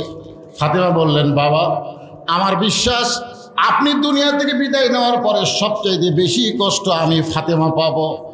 আল্লাহ নবী বললেন, ফাতেমা, তুমি তোমাকে জানো বলে তোমার কথা বলেছ, কিন্তু আমি একটা সত্যি কথা তোমাকে বলি, শোনো, আমি দুনিয়া থেকে বিদায় নেওয়ার পরে আমার সমস্ত সাহাবীরা মিলে এবং তুমি মিলে যে কষ্ট পাবে তার চাইতে বেশি কষ্ট পাবে আমার হাসান হোসাইন। সবচাইতে বেশি কষ্ট কে পাবে? তার নাম কি? আচ্ছা, হাসান হোসেন যদি বেশি কষ্ট পায়, তাহলে আল্লাহর নবী যারা হোসেনের বিরুদ্ধে ইয়াজিদের পক্ষে, নবী মনে হয় তাদের উপর খুশি। ইয়াজিদি শাসনের পক্ষে যারা, ইয়াজিদের পক্ষে না, এখন তো বাংলাদেশে ইয়াজিদ নেই। বাংলা ইয়াজিদ আছে? কথা কয় না। ইয়াজিদ, আবু জেহেল, এগুলো তো বাংলাদেশে নাই, এগুলোর নাম নাই, কিন্তু এগুলোর কাম আছে না নাই? ধরে করে আছে না নাই? এই জন্য আল্লাহ বলতেছেন সমস্ত ক্ষমতার মালিককে, আল্লাহ তাবারাকাল্লাযী বিয়াদিহিল মুলক, যে আয়াতকে নিয়ে আপনাদের সামনে আলোচনা করতেছি। অথচ আল্লাহ কোরআনে বললেন, ওয়াইয ক্বালা রাব্বুকা লিল মালাইকাতি ইন্নী জাইলুন ফিল আরদি খলিফা, আমি দুনিয়াতে খলিফা প্রেরণ করব, আমি আল্লাহ হব মালিক, আর দুনিয়াতে যারা যাবে তারা হবে খলিফা। শুধুমাত্র খেলাফতকে কায়েম করার জন্যে হোসেন রাদিয়াল্লাহু মদিনা থেকে কুফার দিকে রওনা দিয়েছিলেন। তিনি বাদশাহী করার জন্যে না, খলিফা হওয়ার জন্যে, তার নানার ইসলামকে এই দুনিয়াতে চালু রাখার জন্য হোসেন রাদিয়াল্লাহু রওনা দিয়েছিলেন। কোনো যুদ্ধ করার জন্যে না, কোনো গন্ডগোল করার জন্য। জোরে কোন কথা ঠিক কিনা? গন্ডগোল করার নিয়ত থাকলে বুঝে শোনা রওনা দিতেন, সৈন্য সামন্ত নিয়ে রওনা দিতেন। কিন্তু পরিবারকে নিয়ে মাত্র ৭২ জন মানুষের একটা কাফেলা কারবালা প্রান্তরে গিয়ে তাকে থামানো হলো। তাকে সামনে যাওয়ার দেওয়া হচ্ছে না। তিনি লক্ষ্য করে দেখলেন আশেপাশে হাজার হাজার মানুষ অস্ত্র নিয়ে। তিনি চমকে জিয়াদকে বললেন, আমাকে এভাবে আটকে দিয়ে আশেপাশে অস্ত্র নিয়ে দাঁড়ানোর কারণ কি? তিনি ৩টা প্রস্তাব দিলেন। ১ নম্বর প্রস্তাব হলো, আমি মদিনাতে ফেরত যাবার চাই, আমি কোনো গন্ডগোল করবার চাই না, আমি মদিনাতে ফেরত যাবার চাই। যে কাফেলা নিয়ে কুফার দিকে রওনা দিয়েছিলাম, আমি কুফার মুসলমানের চিঠি পায়া পায়া আমি রওনা দিয়েছিলাম, কিন্তু এখন যখন দেখতেছি দরকার নাই, তাহলে এই পরিবারের সবাইকে নিয়ে আমি কোথায় যাবার চাই? মদিনায় যাবার চাই। আপনারা বলেন কোনো গন্ডগোল আছে? এজন্য এখন কোনো গন্ডগোল আছে? আমার ২ নম্বর প্রস্তাব হলো, আমি হোসাইন ইয়াজিদের কাছে যাবার চাই। আমি হোসাইন কোথায় যাবার চাই? ইয়াজিদের কাছে যাবার চাই। আমার ৩ নম্বর প্রস্তাব হলো, আল্লাহর নবীর দেখানো পথ অনুসারে কেউ যদি খেলাফতকে গ্রহণ করে, আমি তাকে গ্রহণ করতে চাই। আপনারা বলেন এই 3টা প্রস্তাবের মধ্যে খারাপ প্রস্তাব আছে? ১ নম্বর কি? আমি আছি আর ফিরে যাবার চাই মদিনায়। ২ নম্বর, আইসি যখন, ২য় প্রস্তাব হলো ইয়াজিদের কাছে যাব। যখন কার কাছে যাব? ইয়াজিদের কাছে যাব। আর ৩য় প্রস্তাব হলো, আল্লাহ রাসূলের প্রদর্শিত পথে কেউ যদি খলিফা হয়, আমি তার হাতে বায়াত হব। আমার নিজের চেয়ারে বসার কোনো দরকার? আল্লাহর ইসলাম চলুক। আপনারা বলেন এত সুন্দর প্রস্তাব দেওয়ার পরেও এরা হোসেন রাদিয়াল্লাহকে ছাড়ে নাই। হোসেন রাদিয়াল্লাহকে ছাড়ছে? কেন ছাড়লো না? সবাই মুসলমান, কিন্তু কেন ছাড়েনি? এখানে আমাদের প্রশ্ন, কেন গ্রেফতার? কেন? শাকিব খানের মতন লুচ্চা বিয়া ছাড়াই বাচ্চা হয়, ৪-৫ বছর পরে বাচ্চার পরিচয় হয়। ধরে কোন ঠিক কিনা? আর আলিম বউলে ধরা পড়লে কাবিন আছে, কাবিন তো নাই। এখন চিন্তা করেন, বাংলাদেশের কোন আলিম বউলে ঘুরলে কাবিনলে ঘুরবে? কিন্তু ঘোরা লাগবে তো। যদি জিজ্ঞাসা করে তোমার বউ লয়, তার কীভাবে বরণ করবে? এখন কাবিন দেখার লাগবে। এই তো একটা অবস্থা, এই তো একটা সামাজিক ব্যবস্থা। আমরা কিন্তু মানিয়ে বসবাস করতেছি। জোরে কোন কথা ঠিক কিনা ভাই রে? একটু মনোযোগ দিয়ে শোনেন। তাকে তিনি চারিদিকে লক্ষ্য করে দেখলেন যারা সৈন্য নিয়ে অস্ত্র নিয়ে দাঁড়ায় আছে। তার মানে কি বুঝলেন? তাকে ওখান থেকে ফেরত এসে দিবে, এই যে কাছে জবাব দিবে? রাসূলের পথ অনুযায়ী কেউ ক্ষমতায় চেয়ারে বসুক, আল্লাহর হুকুম অনুযায়ী সেটা তারা মানবে? মানবে। তাকে হত্যা করার জন্য চেষ্টা করা হলো। সবচাইতে করুণ ঘটনা হলো আলী আসগর ছোট্ট একটা বাচ্চাকে, ফোরাত কোলের পানি শিয়াল খায়, কুকুর খায়, পশু পক্ষী সবাই ফোরাতের নদীর পানি পান করে, আর আলী আসগর একটা বাচ্চাকে পানি পান করাতে গেছে। সবচাইতে আমি কারবালার ঘটনা পড়তে গিয়া, এই আলী আসগরের ঘটনা পড়তে গিয়ে আমি অস্থির হয়ে যাই। ছোট্ট একটা বাচ্চা, মায়ের স্তনের দুধ নাই, দুধ শুকে গেছে, মায়ের স্তনের দুধ নাই, দুধ শুকে গেছে। এখন হোসেন রেজালার বিবির নাম তো আপনারা সকলেই জানেন। বিবির নাম কি? এই ভাই আমার বলতেছে, তাও জোরে বলতেছে না। বিবির নাম হলো শাহের বানু। জোরে কারণ বিবির নাম কি? শাহের বানুর বাপের নাম কি? এগুলা জানা লাগবে তো। ইতিহাস না জানলে আপনি কোন ইতিহাসের মানুষ সেটা তো আপনি বুঝতে পারবেন না। আমাদের ইতিহাস ঐতিহ্য আমরা ভুলে গেছি। তো ওই শাহের বানুর পেট থেকে যে বাচ্চা হয়েছে নাম আলী আসগর। জোরে কারণ নাম কি? ছোট বাচ্চা, স্তনের দুধ পান করবে, মা পানি পান করে না, মা স্তনের দুধ নেই। তো বলে আমাদের উপরে না হয় এজিদের শত্রুতা হতে পারে, জিয়াদের শত্রুতা হতে পারে, কিন্তু আমার আলী আসগর উপরে কোনো শত্রুতা নাই, যাও পানি পান করে নিয়ে আসো। হোসেন রাদিয়াল্লাহু এক হাঁটু পানি পরিমাণ নামলেন, চিৎকার করে বললেন, তোমাদের সকলের হাতে অস্ত্র, আমার হাতে কোনো অস্ত্র নাই। আমার দুই হাতে শুয়ে আছে আমার অবশিশু বাচ্চা, মায়ের স্তনের দুগ্ধ নেই, পানির জন্য জিহ্বা বের করতেছে। আমি একজন বাবা হয়ে ফোরাত কোলে কত পানি, অথচ আমার বাচ্চার মুখকে আমি পানি পান করাতে পারবো না। এই কথা বলে সামান্য পানি যখন হাতের চৌলে নিয়ে আলী আসগরকে মুখের মধ্যে দিবেন, ছোট্ট বাচ্চা আলী আসগর যখন পানি পান করার জন্য মুখটা ফাঁক করেছে, এমন সময় সৈন্যর একটা তীর এসে আলী আসগরের বুকের মধ্যে ঢুকে গেল।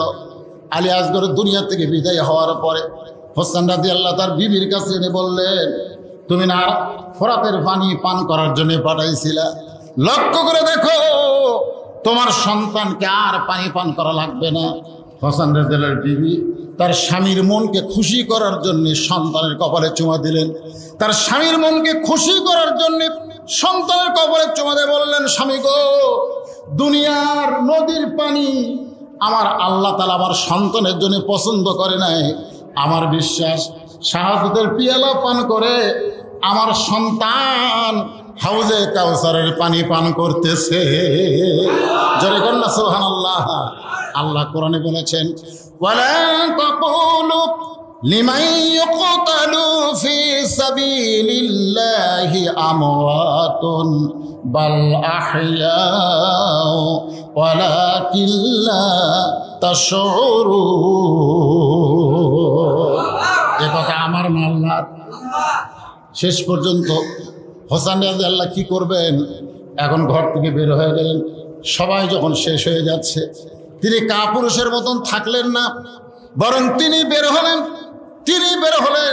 চিৎকার দিয়ে বললেন, আমার নানার ইসলামের জন্যে, আমার আল্লাহর হুকুম পালন করার জন্যে, এই দুনিয়াতে খেলাফতকে প্রতিষ্ঠা করার জন্যে আমি চোরের মতন ঘরের মধ্যে লুকে থাকবো না, বরং বাতিলের বিরুদ্ধে কুল জাল হক ওয়া যাহাকাল বাতিল ইন্নাল বাতিলা কানা যাহুকা। আল্লাহু আকবার।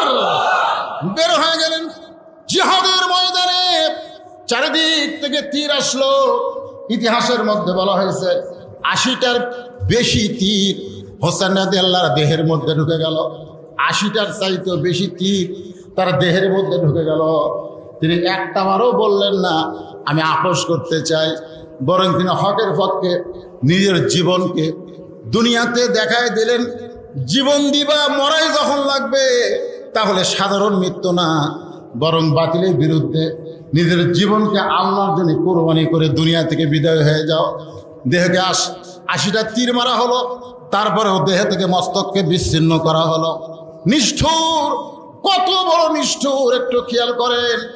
হত্যা তো করেছে, তারপরে আবার দেহ থেকে মস্তককে বিচ্ছিন্ন করলো এই আশুরা 10ই মুহররম তারিখে।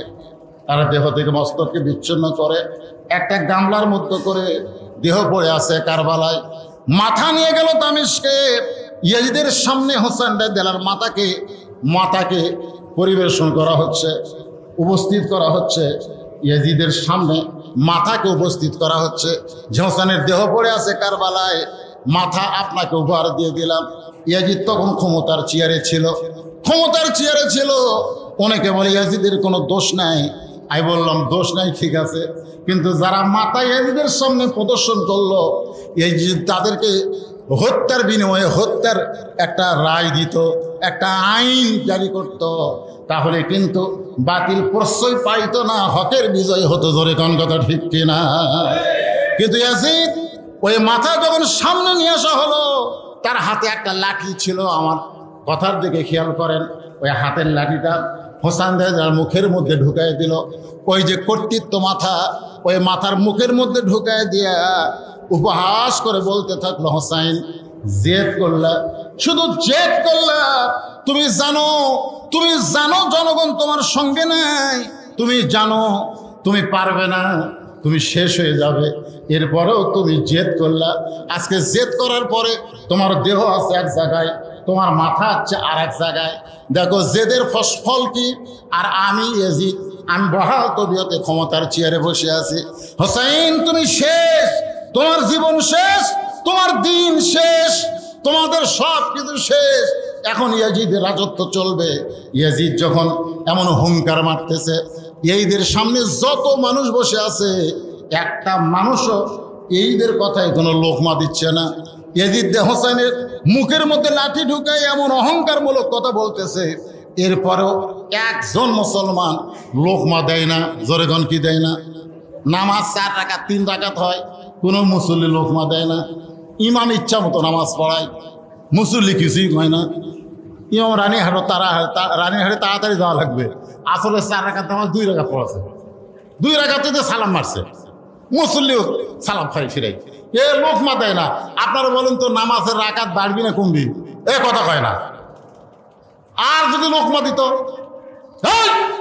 কি তুই যদি 4 রাকাত না পড়ার পারিস তো বাদ দে, আর একটা ইমাম মারাবো। তোর এখন কথা ঠিক না, ইচ্ছা মতো নামাজ পড়াবে। মানে লোকমার মুসল্লি আছে বলে মসজিদের ইমাম ইচ্ছা মতো নামাজ পড়াবার পারতেছে না, সেই জন্য এখনো মসজিদ ভালো আছে। তোর এখন কথা ঠিক কিনা? লোকমা দেওয়ার কেউ নেই, সবাই মাথা নিচু করে বসে আছে, কারণ জানে ইয়াজিদের সামনে লোকমা দিলে ইয়াজিদ তাকে কি করে দিবে। মুসলিম বিন আকিলকে হত্যা করেছে, নোমান বিন বশিরকে, নবীর সাহাবীকে ক্ষমতার চেয়ার থেকে নামায় দিয়া তার একটা মুনাফিক মার্কা মানুষ জিয়াদকে ক্ষমতায় বসায় দিছে। ইয়াজিদ যা ইচ্ছা তাই করবে, তার সামনে মাথা তুলে কোনো কথা বলা যাবে? আজকে আমাদের অবস্থা কি? আমরা মাথা তুলি কে হচ্ছে? অন্যায় হচ্ছে, নাউজুবিল্লাহ, দরকার নাই। মারামারি হচ্ছে, সুবহানাল্লাহ, সাইড দিয়ে যাই। জল যখন তো একটা মানুষকে পিটা মারতেছে, হাজার হাজার মানুষ খাড়া হয়ে তাকে দেখতেছে, এরকম ভিডিও আমরা পাই না মাঝে মধ্যে? দরকার পাই কি পাই না? একটা মানুষকে ধাবড়া ধরে মারতেছে, হাজার হাজার জনগণ চায় দেখতেছে, প্রতিবাদ করার মতন মানুষ নাই। দরকার কথা ঠিক কিনা? হোসেন রাদিয়াল্লাহুর মুখের মধ্যে লাঠি ঢুকাই দিয়ে তিরস্কার করতেছে, অথচ সবাই মাথা নিচু করে খালি শুনতেছে।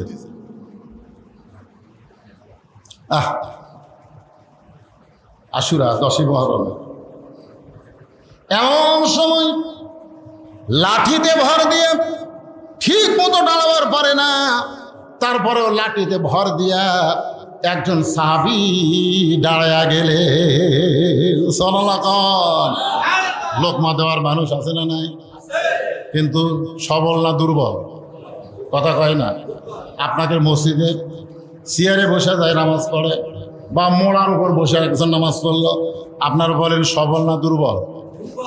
আপনারা দুর্বল মানুষ বসে থাকবে, কিন্তু ওই সাহাবী দুর্বল হওয়ার পরেও লাঠিতে ভর দিয়ে দাঁড়ায় গেলেন। আমি বললাম মসজিদ বসার জায়গা না, মসজিদ হলো দাঁড়ানোর জায়গা।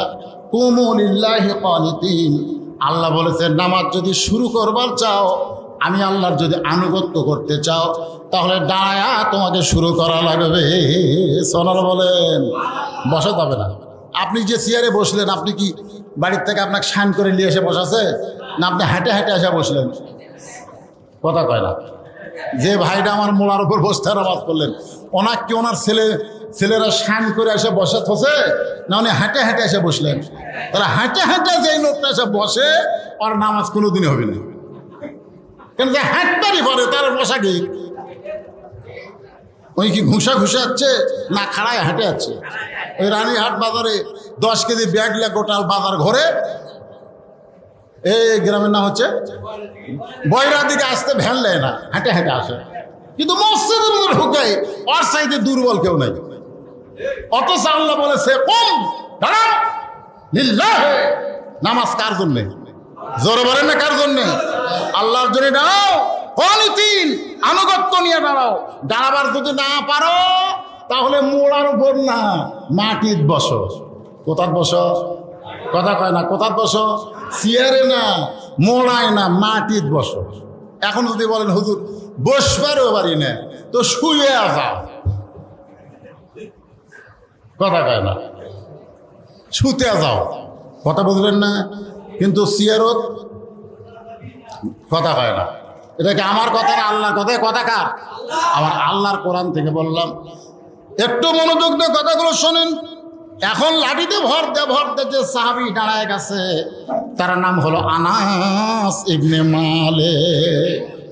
সাহাবীর নাম কি? একাধারে 10 বছর আল্লাহর নবীর খেদমত করেছেন। আল্লাহ নবীর খাদেম ছিল, কিন্তু গোলাম ছিল না। আল্লাহ নবীর খাদেম ছিল, তোরে কোন কি ছিল? কিন্তু গোলাম ছিল। কথা কয় না, গোলাম ছিল। কেউ যদি বলে আমি গোলাম রসুল, তাহলে শিরক হবে। গোলাম রব্বানি জায়েজ হবে। গোলাম রব্বানির গোলাম হওয়া যাবে, আল্লাহর গোলাম হওয়া যাবে। আল্লাহ ছাড়া অন্য কারো গোলাম হওয়া যাবে না। এমনকি আমার রাসূলেরও গোলাম হওয়া যাবে না। গোলাম হতে হবে কেবলমাত্র একজন, তিনি কে? তাহলে একাধারে 10 বছর যিনি রাসূলের খেদমত করেছেন, তার নাম হলো আনাস ইবনে মালিক। লাঠিতে ভর দিয়ে দাঁড়িয়ে বললেন, ইয়াজিদ, এই আমার দিকে তাকান। মাজাত শক্তি নাই, জরখান কি নাই। লাঠির ভরটা খাড়া হয়ে বলে, ইয়াজিদ, মুখে যা আসে তা বলতে পারবা না, মুখে যা আসে তাই বলতে পারবা না। যে হোসেন মুখে লাঠি ঢুকে তুমি তিরস্কার করতেছ, তুমি যদি হোসেনকে চিনতে তাহলে এইরকম বেয়াদবি তোমার দ্বারা সম্ভব হতো না। যদি ওই হোসেনকে তুমি চিনতে। আজকে যারা হোসেনকে চেনে না, তারা 10ই মহরমে হোসেনের কারবালা বাদ দিবার চায়। যারা হোসেনকে জানে না, বোঝে না, তারাই বাদ দিবার চায়। ইয়েজিদের দোসররা চায় আস্তে আস্তে কারবালাকে মানুষের অন্তর থেকে ভুলাই দিতে। কারণ কোনো একটা বিশাল বিজয় যদি আপনি অর্জন করতে চান, কারবালা ছাড়া কখনো সম্ভব নয়। কথা বলেন ঠিক কিনা? কারবালা ছাড়া কোন মুসলমানের বিজয় হবে না। আল্লাহ বলেছেন, ওয়ালা নাবলুওয়ান্নাকুম বিশাইয়্যিম মিনাল খাউফি ওয়াল জুই ওয়া নাকসিম মিনাল আমওয়ালি ওয়াল আনফুসি ওয়াস সামারাতি ওয়াবাশশিরিস সাবিরিন। আমি একদিন ঘরের মধ্যে ছিলাম, আনাস বলতেছে, ঘরের মধ্যে দাঁড়িয়ে আছি, রাসূল নামাজের সিজদায়। আনাস রাদিয়াল্লাহু বলতেছে, আমি নবীর ঘরের মধ্যে দাঁড়িয়ে আছি আর আল্লাহর নবী নামাজের সিজদায়। এমন সময় ওই যে হোসেনের মুখের মধ্যে লাঠি ঢুকাইছো, কার মুখের মধ্যে? সেই হোসেন কোত্থেকে দৌড়ে এসে নবীর পিঠের উপর লাফ দিয়ে চড়ছে। তুমি হোসেনকে চেনো না, যার কারণে আবল তাবল বকতেছো। আমি নিজের চোখে দেখলাম ওই হোসেন কোত্থেকে দৌড়ে এসে নানার পিঠে চড়ে বলতেছে, চল ঘোড়া চল। আমি আনাস আশ্চর্য হলাম, নবীর নামাজের সিজদায় আর তার পিঠে চড়ে চল ঘোড়া বলতেছে, মস্ত বড় বেয়াদবি করতেছে। আমি আনাস আস্তে করে সরে গিয়ে ছোট্ট হোসেনকে নবীর পিঠ থেকে নামাবার চাইছি। আল্লাহ রাসূল সিজদা থেকে হাত দিয়ে ইশারা করলেন, নামাজ নেয়। আনাস রাদিয়াল্লাহু দৌড়ে আবার তার জায়গায় আসলেন। কিছুক্ষণ পরে হোসেন বলতেছে, যেই ঘোড়া লড়ে না সেই ঘোড়ের পিঠে চড়ে আমার লাভ কি? যে ঘোড়া লড়বারই পারে না, খেলে উপর হয়ে থাকে, এর পিঠে চড়ে আমার লাভ আছে? এই বলে রাগ করে যখন বের হয়ে যায়, আল্লাহ নবীর সেজদা থেকে মাথা তোলার পরে নামাজ যখন শেষ হলো, আনাস বললেন, ইয়া রাসূলুল্লাহ, এত বড় বেয়াদবি হোসেন করলো, আমি আপনার পিঠ থেকে নামাবার চাইলাম, আর নামাজ পড়া অবস্থায় আপনি আমাকে ইশারা করলেন নামাজ না, ব্যাপার কি? আল্লাহ রাসূল বলে, আনাস, তুমি হোসেনকে নামানোর আগে আমি হোসেনকে নামাবার চাচ্ছিলাম, আর পিঠে চড়ে বিরক্ত করতেছে, এই জন্য আমি হোসেনকে নামাবার চাচ্ছিলাম, কিন্তু নামাজের মালিক আল্লাহ আমাকে ডাক বল, হাবিব, হাবিব, আমার নামাজের কারণে আপনি হোসেনকে পিঠ থেকে নামাবেন না। আপনি যেমন হোসেনকে ভালোবাসেন, আমি আল্লাহ তেমন হোসেনকে ভালোবাসি। যতক্ষণ আপনার পিঠে থাকবে আপনি ততক্ষণ সেজদাই তুলবেন না। সাল্লাল্লাহু আলাইহি। এইটা কিন্তু ঘরের মধ্যে হয়েছে, একবার জামাতে শুরু হয়েছে, নবী নামাজে ইমামতি করতে সামনে, ও হোসেন দৌড়ে এসে পিঠের উপর চড়ছে। এখন নবী কি করে, সেজদাত আছে, সাহাবীরা কয়, কে রে, 3 বার সুবহানাল্লাহ আল্লাহ 3 বার সুবহানাল্লাহ পড়লে তো সেজদা শেষ, আমার 11 বার 22 বার 23 বার 32 বার হয়, সেজদা ওঠে না কেন? তো কিন্তু মাথা তুলে তো দেখবারও পারে না, কি কোন সে থেকে মাথা তুলে দেখবার পারবে? কারণ রাসূল যা করবে তাই করা লাগবে, হুকুম কার? সব সেজদা দাস। কিছুক্ষণ পরে যখন হোসেন রাদিয়াল্লাহু সেজদা থেকে উঠে গেছে, মাথা পিঠের উপর উঠে গেছে, তারপর রাসূল সেজদা থেকে মাথা তুলছেন। নামাজ শেষ করে সাহাবীরা বললেন, হুজুর, আপনার প্রথম সেজদা খাটো, কিন্তু দ্বিতীয় সেজদা এত লম্বা। আল্লাহ রাসূল বললেন, ওই সময় আমার পিঠের উপর হোসেন বসে আছে। সুবহানাল্লাহ, হবেন না?